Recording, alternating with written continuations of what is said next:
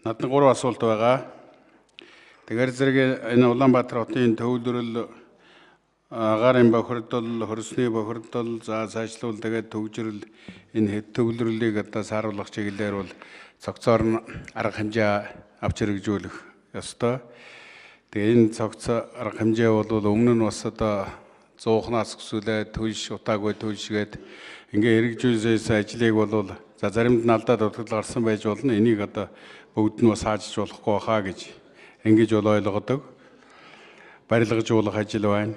Тэгээ барилгын сайд байж байгаа учраас та хотын дараагаар ажиллаж байхдаа энэ гэр орооллын айлуудын газрыг чөлөөлөөд дахин төлөлтийгээд барилга барих энэ ажил нэлээд одоо эрчимтэй хийгдэж байсан.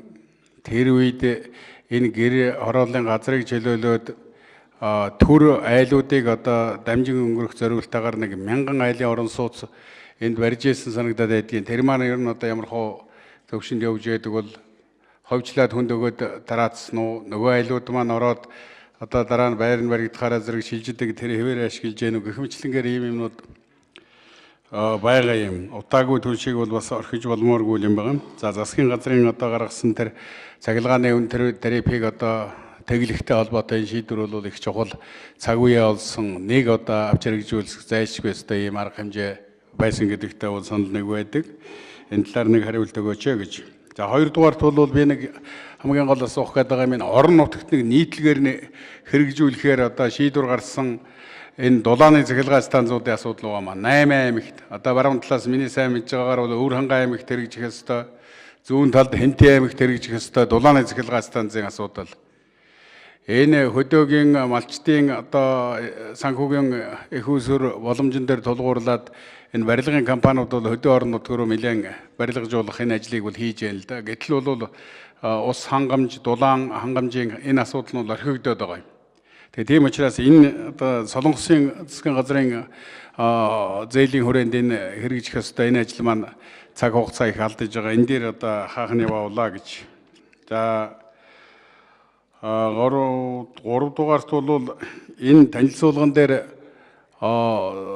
цахилгааны эрчим хүчийг одоо түгээх энэ сүлжээнд 80 орчим алдагдал 80 орчим тэрбум төгрөг гэж энэ бол нэлээд их өндөр ийм алдагдал гараад байдаг юм байна. Энэ алдагдлыг бууруулах чиглэлээр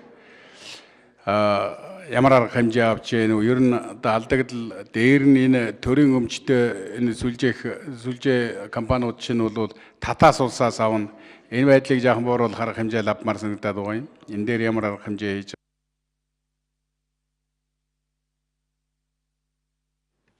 За ганхүү сайд хариулъя.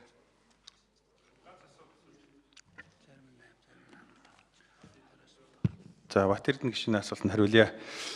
За нэгдүгээрт агаарын бохирдолтой холбоотой энэ олон арга хэмжээ авч хэрэгжүүлж байсан өмнө.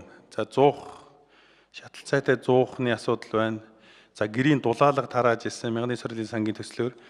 За сайжруулсан түлш, шахмал түлшний асуудлыг бас ярьж ирсэн.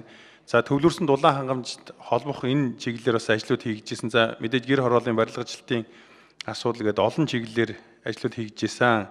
Тэгээ энэ бол бас тодорхой үр дүн гарсан ажлууд байгаа. Гэхдээ бол харамсалтай нь бас нийтийн түүхийн үүрсийг оруулж ирж төлсөнтэй холбоотой энэ олон арга хэмжээний үр дүн бол байхгүй болцсон юм байна гэж бид бол ойлгож байгаа.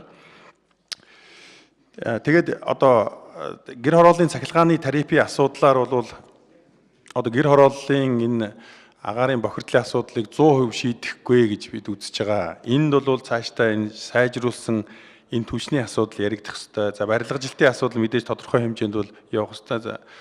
Тэгээ мөн одоо бусад одоо чиглэлийн энэ олон арга хэмжээг хавсарч ингэж хийжээж энэ асуудлаа бол бид шийднэ гэж ингэж ийм ойлголттой байж байгаа. Тэгээ тантай санал нэг байна. За орон нутгийн дулааны станцуудын хувьд бол 10 аймгийн дулааны станцууд одоо Солонгосын зээлийн хөрөнгөөр хийгдэхээр ингээд бүх бэлтгэл ажлууд нь хангагдсан. За зээлийн гэрээний асуудал бол удахгүй орж ирнэ. Энэ бэлтгэл ажлууд нь хийгдэх Солонгосын талтай ярьж байгаа. Энэ бол бас цаг хугацаа бид аль болох богино хугацаанд зохион байгуулах чиглэлээр бас ажиллаж байна. За энэ түгээх сүлжээний алдагдлын хувьд Дэлхийн банкны төслийг Улаанбаатар хотод хэрэгжүүлсэн одоо дахиад Эрдэнэт булганы цахилгаан түгээх сүлжээ Багнуур зүүмсийн цахилгаан түгээх сүлжээ компани дээр Энэ бас ижил төсөл хэрэгжинэ. Цаашдаа бол бас энэ алдагдлыг бууруулах төрийн энэ өмчтэй компаниудын одоо удирдлага менежментийг сайжруулах чиглэлээр төрийн өмчийн хороо бусад одоо чиг үүргийн газруудтайгаа хамтраад бид бас боловсруулж байгаа бод санаж байгаа юмнууд бол байгаа гэдгийг хэлье баярлалаа. За үн тариф За бүрүүд орж гişүн асуулт асууя.